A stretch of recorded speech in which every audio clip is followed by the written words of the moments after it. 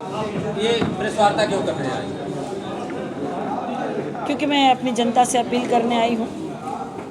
जनता से अपील करने आई हूँ कि 1 जून को पहला बटन साइकिल का ही बटन दबाएं, क्योंकि मेरे संघर्षों को याद रखें। 1 जून को हमारा जन्मदिन है, तो तोहफे में हमको एक मत अवश्य चाहिए, आशीर्वाद चाहिए मत के रूप में।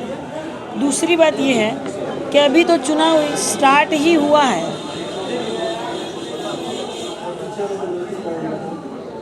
प्रेस वार्ता करने का एक उद्देश्य यह भी है कि अभी तो चुनाव स्टार्ट हुआ है। कलेक्ट्रेट कचहरी में मत पड़ रहा है पोस्टल बैलेट से।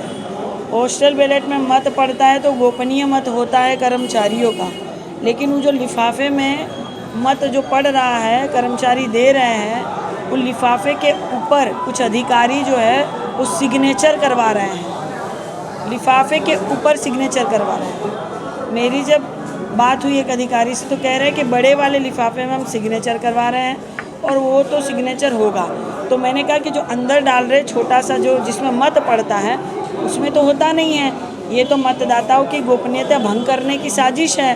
तो कह रहे नहीं, उसमें हम नहीं डाल रहे हैं। लेकिन मैंने अपने मतदाताओं से बात की है। एक भाई ने मुझे बताया है कि छोटा लिफाफा जो है जिसमें मत पड़ता है उसके ऊपर भी सिग्नेचर करवा रहे हैं, भयभीत कर रहे हैं मतदाताओं को, ताकि अधिकारियों को पता चले कि किसने भाजपा को वोट दिया और किसने समाजवादी को वोट दिया, और इस तर्ज पर फिर उनको सताया जाए, उनको प्रताड़ित किया जाए। इस तरह से धांधली शुरू हो गई है। भारतीय जनता पार्टी का धांधली के साथ बड़ा पुराना नाता है।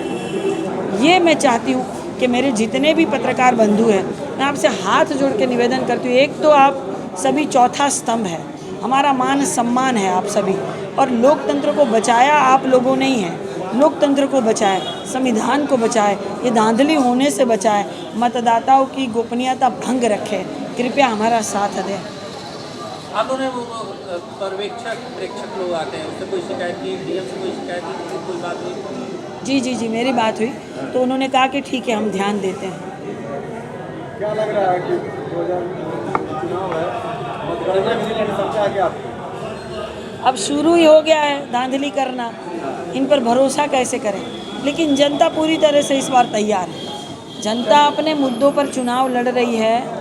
जनता उनको वोट देने जा रही है जो घर की बहू बेटी बहुरिया हैं, जो यहाँ की बहुरिया हैं। जो फिल्मों में साड़ी पहन के नकली बहुरिया बनते हैं उनको वोट जनता नहीं देगी। जो बाहरी हैं सांसद जी जौनपुर के हैं, उनको वोट नहीं देंगी। सांसद जी अपनी सांसद निधि कहाँ खर्च किए उसका हिसाब जनता को नहीं देंगी, तो जनता वोट नहीं देंगे तो जनता वोट क्यों करेगी। सांसद जी कहते हैं गरीबों के पसीने से बदबू आती है, निषादों के पसीनों से बदबू आती है, तो निषाद समाज अपना मान सम्मान खोकर उनको वोट क्यों दे। दूसरी बात, सांसद जी कहते हैं कि हम खड़ाऊ पहन के साधु बन जाएंगे, हम हिमालय चले जाएंगे। जब हिमालय ही जाना है, साधु ही बनना है, तो वोट क्यों मांग रहे हैं और जनता अपना वोट खराब क्यों करे। जब हिमालय जाकर साधु ही बनना है तो कुर्सी की मोह माया जो है वो छूट नहीं रही है अभी तक। क्यों कुर्सी की मोह माया नहीं छूट रही है? जिनको साधु बनना होता है वो सांसारिक जीवन छोड़कर चले जाते हैं। इस तरह की घोषणा नहीं करते कि रैली भी करनी है, वोट भी मांगना है जनता से, और साधु बनने का जो है इस तरह की इच्छा भी जाहिर कर रहे हैं। तो साधु बन जाएंगे तो जनता किनके पास जाएगी? समस्या का समाधान कौन करेगा? आप लोगों को रोड शो की अनुमति नहीं मिल रही थी क्या? हाँ, नहीं मिल रही थी। हमें रोड शो की अनुमति नहीं दी जा रही थी, जबकि माननीय मुख्यमंत्री जी, माननीय सांसद जी रोड शो कर रहे हैं। भारतीय जनता पार्टी की सत्ता में Bharatiya Janata party road show कर सकते हैं, प्रचार कर सकते हैं, लेकिन हम विपक्ष के लोग, समाजवादी लोग शांतिपूर्ण ढंग से अगर रोड शो करना चाहते हैं तो हमें अनुमति नहीं दी जा रही थी। क्या है ये? डर है, ये भय है? किस बात के लिए लोकतंत्र की हत्या हो रही है, संविधान की हत्या हो रही है?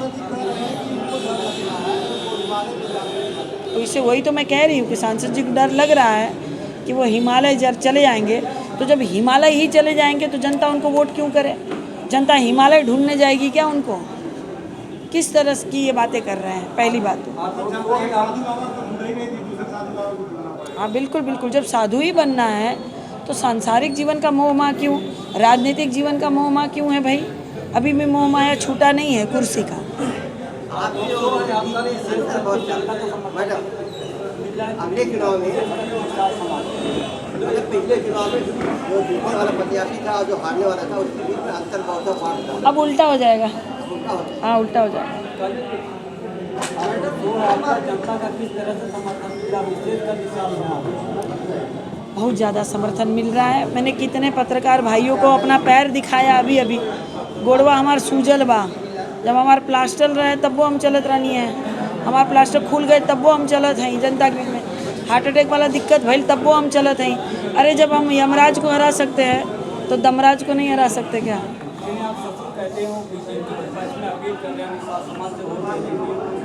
नहीं, वे माननीय संजय जी हमारे ससुर है, सदैव पूजनीय है और हमारा साथ दे रहे हैं, पूरी तरह से हमको आशीर्वाद दे रहे हैं।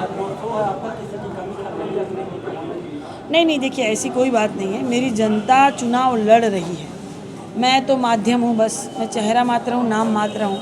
लड़ तो जनता रही है, जनता वर्सेस सत्ता का चुनाव चल रहा है और जनता जीत रही है। कौन सा समीकरण आपको जिता रहा है? पिछली बार जैसे मैं यहाँ की लोकल हूँ, मैं यहाँ की बहुरिया हूँ।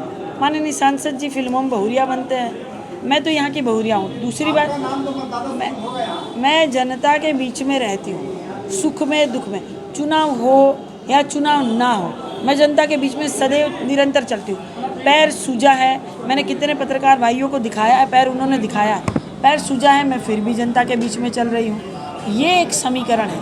अगर आप नेता बने हैं तो आप जनता के बीच में रहिए, उनकी समस्या का समाधान करिए, तो ये समीकरण है जो जनता हमको जिताएगी।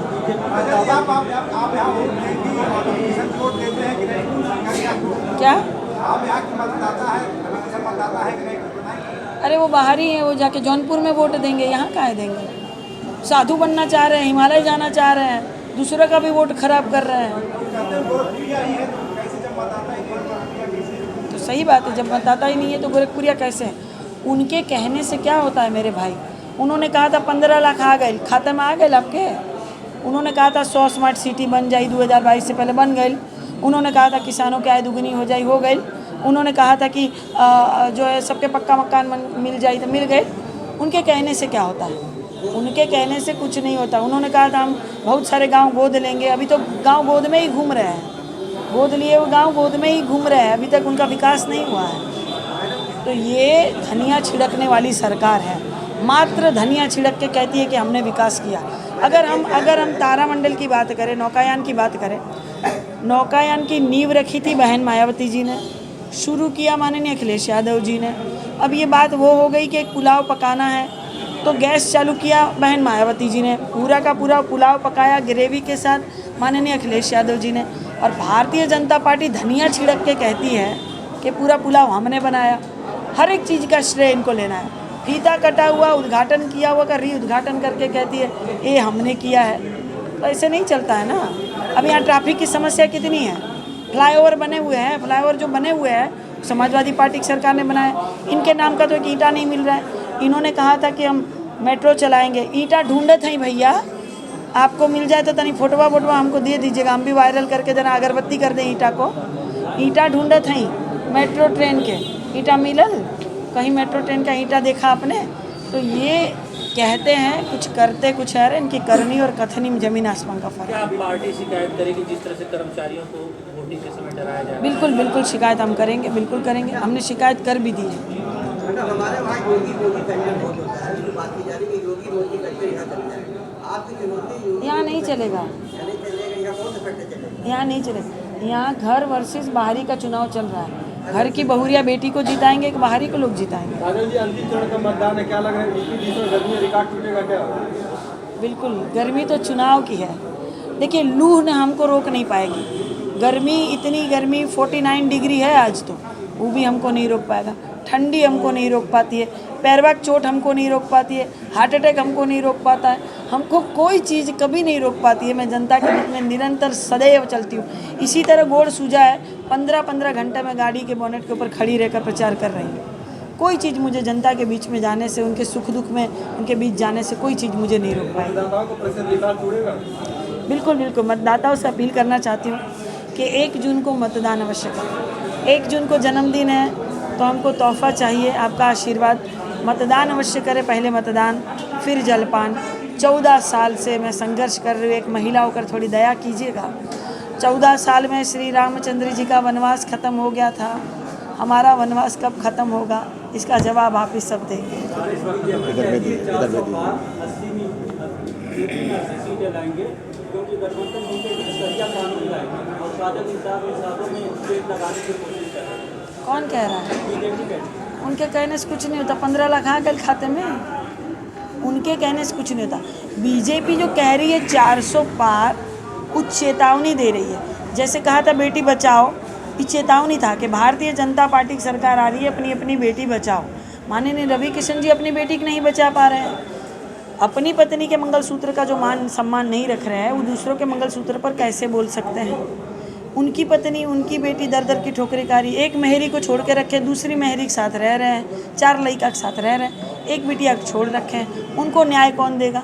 वो जो कहते हैं ना कि 400 पार, वो कह रहे हैं कि अब की भारतीय जनता पार्टी की सरकार आ गई तो लहसुन होई 400 पार, कड़ू तेल होई 400 पार, दाल होई 400 पार, टमाटर होई 400 पार। चेता रहे आपको, वो आपको चेतावनी दे रहे हैं। मैं बस इतना ही कहना चाहती हूँ कि I have struggling for 14 years. Even Sri Ramachandraji's exile also ended in 14 years. When will my exile end? My people will decide how long my exile will last. Thank you so much.